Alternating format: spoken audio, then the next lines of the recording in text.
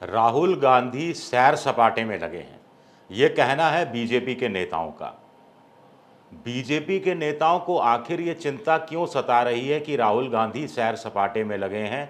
BJP के नेताओं को आखिर ये चिंता क्यों सता रही है कि विधानसभा चुनाव जहां होने हैं वहां उनके नेता तो प्रचार कर रहे हैं, लेकिन राहुल गांधी प्रचार करने नहीं जा रहे, सैर सपाटे में लगे हैं। तो बीजेपी आखिर चिंतित क्यों है? नमस्कार, मैं हूं आपका दोस्त विजय विद्रोही। आप मुझसे जुड़ चुके हैं, इसके लिए आप सबका तहे दिल से शुक्रिया। तो चलिए बात करते हैं कि प्रधानमंत्री कभी राजस्थान नज़र आते हैं, कभी मध्य प्रदेश नज़र आते हैं, कभी छत्तीसगढ़ नज़र आते हैं। अमित शाह तो कई दिन बीच में ऐसे बीते कि सुबह मध्य प्रदेश, शाम को छत्तीसगढ़, अगले दिन सुबह फिर मध्य प्रदेश और कुछ दिनों बाद राजस्थान। तो धड़ाधड़ दौरे पे दौरे हो रहे हैं इन तीन राज्यों में, क्योंकि यहाँ पर इस साल के अंत में नवंबर दिसंबर में विधानसभा चुनाव होने हैं। और राहुल गांधी कहाँ दिखते हैं? राहुल गांधी मोटरसाइकिल पर बैठे हैं, लद्दाख हैं, पेंगोंग झील पे हैं और वहाँ जाकर मोदी जी की चीन नीति की आलोचना कर रहे हैं। राहुल गांधी आज़ादपुर सब्जी मंडी में दिखते हैं और सब्जी वाले को घर बिठाकर खाना खिला रहे हैं और उसके बारे में, उसकी ज़िंदगी के बारे में जानने की कोशिश कर रहे हैं। राहुल गांधी सड़क किनारे धान रोप रही महिलाओं के साथ खड़े होकर धान रोपने की प्रैक्टिस कर रहे हैं। राहुल गांधी दिल्ली में करोल बाग में मोटर मैकेनिकों के साथ गपशप कर रहे हैं। मुखर्जी नगर में जाकर यूपीएससी की तैयारी करने वाले लड़कों के साथ बैठकर गप सड़ाका कर रहे हैं, लेकिन चुनाव प्रचार नहीं कर रहे। हालांकि ऐसा नहीं है कि बिल्कुल भी नहीं कर रहे। तेलंगाना में सभा की, राजस्थान में कुछ दिन पहले मानगढ़ में सभा की और उस बहाने पूरे आदिवासी बेल्ट को संबोधित करने की कोशिश की, लेकिन सक्रिय नहीं दिख रहे उतने। और बीजेपी को ये चिंता सता रही है। अब बीजेपी के पेट में क्या दर्द हो रहा है अगर राहुल गांधी नहीं जा रहे? उनको तो खुश होना चाहिए कि राहुल गांधी चुनाव प्रचार नहीं कर रहे तो कांग्रेस की ऐश तैश हो जाएगी, लेकिन नहीं। बीजेपी के नेता हैरान है, परेशान है। उन्हें लग रहा है कि हमने तो मोदी जी के चेहरे को सामने रखा है। राजस्थान में मोदी जी के चेहरे पर चुनाव लड़ा जा रहा है, मध्य प्रदेश में लड़ा जा रहा है, छत्तीसगढ़ में लड़ा जा रहा है, लेकिन राहुल गांधी नदारद हैं। तो क्या बीजेपी के नेता ये चाह रहे हैं कि मोदी बनाम राहुल गांधी हो जाए और राहुल गांधी भी दौरे करें? ऐसा हो जाएगा तो चुनाव राष्ट्रीय रह जाएगा। स्थानीय मुद्दे, स्थानीय नारे, स्थानीय नीति, स्थानीय छत्र, स्थानीय नेता, स्थानीय रणनीति, ये सब हाशिए पर चूक जाएगी और राहुल गांधी को पीट दिया जाएगा, ऐसा लग रहा है। लेकिन राहुल गांधी इस ट्रैप में फंसने वाले नहीं हैं।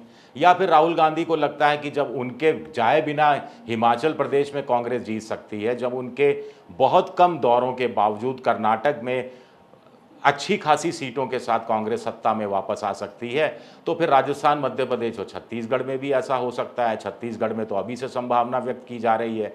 मध्य प्रदेश में कांग्रेस को एज बताया जा रहा है और राजस्थान में कांटे की टक्कर बताई जा रही है। तो क्या राहुल गांधी इस कारण भी इन विधानसभा दौरों में कम कर दिए हैं उन्होंने, क्योंकि उनको लगता है कि वहाँ जाने की ज़रूरत क्या है? खामखा मोदी को क्यों एक परिवारवाद, गांधी नेहरू परिवार और शहजादा, कामदार, ये सब नामदार, ये सब कहने का क्यों मौका दिया जाए?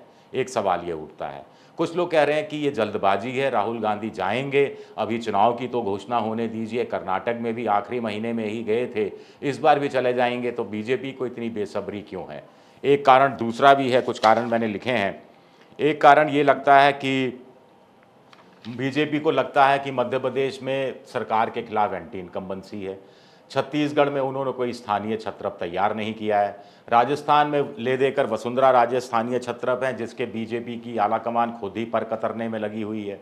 तो ऐसे में सारा दारोमदार मोदी जी पर आ गया है। वो मोदी जी जो 2018 के बाद 31 विधानसभा चुनाव में अपने चेहरे को सामने रखकर बीजेपी को चुनाव लड़वा चुके हैं और उसमें से सिर्फ 6 में बीजेपी जीती, वो भी उसमें गुजरात शामिल है और उत्तर प्रदेश शामिल है, जो सीधे सीधे मोदी के खाते में नहीं जाना चाहिए। कम से कम उत्तर प्रदेश तो नहीं जाना चाहिए। तो क्या ये चिंता बीजेपी को सता रही है? एक सवाल ये उठता है। बीजेपी इस बात से चिंतित है कि राहुल गांधी भी ऑप्टिक्स करने लगे हैं। वो भी प्रतीकों की राजनीति करना सीख गए हैं, बिंबों की राजनीति करना सीख गए हैं। उन्हें भी लगता है कि चुनाव आजकल सोशल मीडिया पर ज़्यादा लड़ा जाता है, फेसबुक, व्हाट्सएप ग्रुप पर ज़्यादा लड़ा जाता है, ट्विटर पर ज़्यादा लड़ा जाता है, और एक चुनावी सभा करने में जितना पैसा खर्च होगा, जितना मैन पावर लगेगा और जितने नेता इन्वॉल्व होंगे, उससे अच्छा तो लद्दाख चले जाओ, मोटरसाइकिल घुमाओ इधर-उधर और एक बयान दे दो मोदी जी के खिलाफ, और उससे ज़्यादा पब्लिसिटी मिल जाएगी। और उससे ज़्यादा आपको जितनी विधानसभा चुनाव में 15 मिनट के भाषण से जो आप गेन करते, उससे ज़्यादा आप इस रूप में गेन कर पाएंगे। और मुख्य एजेंडा क्या होता है विपक्षी पार्टी का, कि सत्तारूढ़ पार्टी को जवाब देने के लिए बाध्य करना, सत्तारूढ़ पार्टी को उनके ट्रैक पर लाना, सत्तारूढ़ पार्टी के लिए एजेंडा सेट करना, ताकि सत्तारूढ़ पार्टी एजेंडा के पीछे भागती फिरे। तो इसमें क्या राहुल गांधी कामयाब होते दिख रहे हैं, और इसका तोड़ क्या बीजेपी नहीं निकाल पा रही है, ये एक बड़ा सवाल उठता है। एक सवाल ये भी है कि राहुल गांधी की छवि बिगड़ नहीं रही है, छवि चमकती जा रही है। भारत जोड़ो यात्रा खत्म हुई तो लोगों को लगा बीजेपी को बस 15 दिन की बात है, 1 महीने की बात है, लोग भूल भाल जाएंगे। लेकिन लोग भूले नहीं हैं, राहुल गांधी भी गाहे बगाहे याद दिलाते रहते हैं। और दूसरी बात है कि इसके साथ साथ वो अडानी अंबानी वाले सवाल उठाते रहते हैं। मणिपुर में प्रधानमंत्री की चुप्पी पर उन्हें देश की हत्या करने, मणिपुर की हत्या करने का आरोपी बता देते हैं।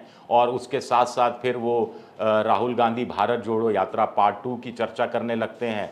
मोहब्बत की दुकान की कितनी आलोचना कर लें, कितना कह दें मोदी जी की भ्रष्टाचार की दुकान है कांग्रेस की, लेकिन ये मोहब्बत की दुकान दिलों में उतरती जा रही है। और राहुल गांधी ने जो एक शेर पढ़ा था कि दिल की बात कहूँगा, दिल की बात दिल तक पहुँचेगी, वो बात कहीं ना कहीं क्या ज़मीनी हकीकत बनती जा रही है, क्या ये बात बीजेपी को सता रही है, ये एक बड़ा सवाल उठता है।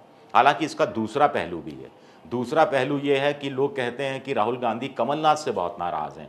कमलनाथ ने बिल्कुल भगवाकरण अपना कर लिया, जिसका नुकसान हो सकता है। वही जय बजरंगबली की बात कर रहे हैं, वही वो जो बाबा बागेश्वर हैं उनके चरणों में पड़े हुए हैं, वही भगवा दुपट्टा लिए घूम रहे हैं।